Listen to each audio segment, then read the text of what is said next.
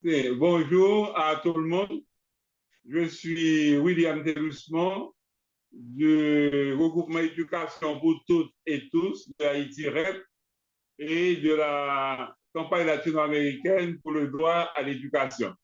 Je suis très content d'être avec vous aujourd'hui pour partager certaines réflexions sur la colonisation, les impacts de la colonisation et la lutte pour la décolonisation du financement de l'éducation. Et dans ce sens, je voudrais dire comme impact on peut commencer avec les impacts de la colonisation. Donc, les impacts de la colonisation, jusqu'à aujourd'hui, on peut parler des impacts au niveau humain, des impacts environnementaux, politiques, économiques et culturels. Au niveau humain, on a eu l'extermination de populations autochtones, les Arawaks, les Taïnos, en 25 ans, et on les a exterminés. La colonisation espagnole les a exterminés. On a eu après, l'esclavage des Africains et des Africaines, la privation de liberté.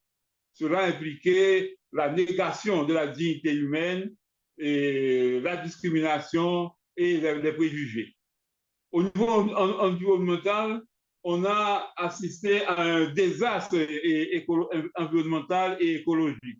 Et comme conséquence de l'exploitation à outrance des ressources naturelles, la déforestation pour favoriser la monoculture, et on a eu comme conséquence l'approvissement diversité et la vulnérabilité face aux phytopathologies. Et on a eu l'exploitation de bois précieux et l'exploitation des mines d'or. Et jusqu'à présent, on a les conséquences de ce désastre écologique. Au niveau économique, comme conséquence, c'était une politique de tout pour et par la République. Donc ça a commencé avec les expropriations. Et au niveau économique, le modèle qu'on avait, c'est que le flux des marchandises, des capitaux, des ressources humaines, tout se dirigeait vers la métropole, via les villes qui étaient en grande majorité sur le littoral. Et au niveau économique, comme conséquence de la colonisation, on a eu à payer des indemnités à la France, même après l'indépendance, des indemnités de 150 millions de francs or, ce qui équivaut aujourd'hui à 26 milliards de dollars pour que la France reconnaisse notre indépendance et enlève le blocus diplomatique dont on subissait Haïti depuis l'indépendance en 1804. Et c'était pour nous aussi le début de l'endettement continu du pays, en ce sens que ce qu'on a payé à la France représentait plus de 50%, plus de 57 fois plus ce que la France a payé aux Américains pour ce que la France et ce que les Américains ont payé à la France pour la vente de la Louisiane. Et donc, à partir de là, a commencé le cycle de notre endettement et aussi des persécutions. Et à chaque fois, donc, on a dû faire d'autres points pour payer. Et au niveau, comme conséquence de la colonisation, au niveau politique, donc c'est la domination politique. Donc, c'était les métropoles qui dirigeaient. Et même après, donc, ils ont toujours essayé, et jusqu'à présent, ils essaient toujours de diriger le pays comme si c'était encore une colonie. On a eu des conséquences au niveau culturel. D'abord, c'est l'imposition les positions, leur langue, soit au début l'espagnol, ensuite le français.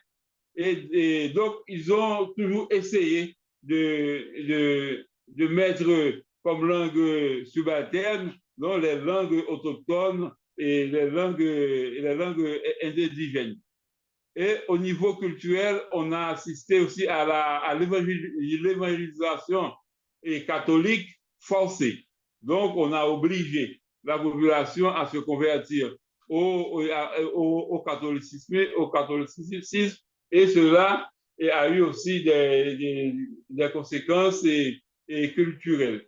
Et surtout, au niveau culturel, et ça, on va le voir au niveau de l'éducation, on a la naturalisation des inégalités, la naturalisation du système colonial, la naturalisation de la domination, de l'exploitation. Et ça, ce sont les principales conséquences ou les principaux impacts, je veux dire, de la colonisation en Haïti. Donc, au niveau humain, au niveau environnemental, au niveau culturel, politique et économique. Donc, nous autres, nous pensons qu'aujourd'hui, la lutte contre la colonisation est et doit être d'actualité aujourd'hui parce que ça peut, si nous ne menons pas cette lutte, donc nous ne pourrons pas décider par nous-mêmes et pour nous-mêmes. Donc, nous ne pourrons pas nous émanciper et nous ne pourrons pas vraiment travailler à notre bien-être comme peuple et à notre bien-être comme communauté et comme personne. Et comment peut-on faire cette lutte? Et nous pensons que d'abord, ce que nous faisons ensemble comme campagne mondiale pour l'éducation, comme CLADE et comme REP, c'est de promouvoir d'autres paradigmes. Donc, de promouvoir d'autres types de sociétés, d'autres types de et qui est basé donc, sur la reconnaissance mutuelle, sur l'égalité, donc, et non sur relation de pouvoir et de domination, de discrimination et de préjugés. Et il faut promouvoir donc, des visions et des conceptions de changement et de transformation. Nous pensons également, et ce qui est fondamental pour nous, qu'il faut vraiment développer le changement ne viendra pas, ou la transformation ne viendra pas sans de nouvelles conceptions, sans de nouvelles forces sociales. Mais il faut vraiment mettre l'accent sur le pouvoir politique, la construction de forces et de pouvoir politique pour pouvoir mener à bien cette tâche de décolonisation. Et pour ce faire, il est nécessaire de construire des alliances et de larges alliances, des alliances même massives, car selon nos expériences, tendance a pu avoir lieu seulement quand il y a eu des alliances entre les esclaves et certains autres groupes sociaux à l'époque. Donc, pour finir, je dirais que dans le comment, il y a la permanence de maintenir notre cap. Et malgré les difficultés, et comme on sait qu'on a beaucoup d'obstacles au niveau des conceptions anciennes et qui ont la vie dure, la naturalisation des faits sociaux, qui ont la vie dure, et qu'au niveau des discriminations. Et donc, il y a aussi du pouvoir actuel, non des inégalités et du système économique actuel. On a des forces, des forces religieuses, non, des forces religieuses qui sont contre et le changement.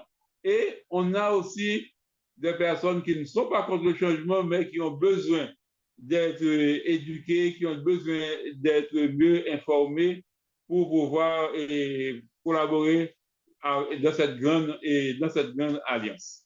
Donc, nous pensons que nous allons continuer ce combat, non, et contre la colonisation qui se poursuit encore aujourd'hui, et pour le financement et pour la décolonisation du financement de l'éducation, car vraiment, et pour l'éducation, donc on doit combattre la question de l'imposition du système néolibéral qui qui nous empêche de décider au niveau économique par nous-mêmes, qui nous empêche d'investir dans des programmes sociaux comme l'éducation.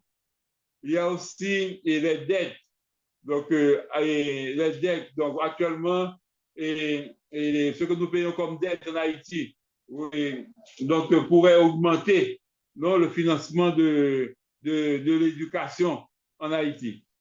Et les États, et particulièrement notre État, pourraient augmenter, non, les entrées fiscales, non, les entrées fiscales avec plus de justice et d'abord augmenter les entrées avec plus de justice au niveau fiscal. On a seulement 6% de ressources et de revenus fiscaux dans notre PIB,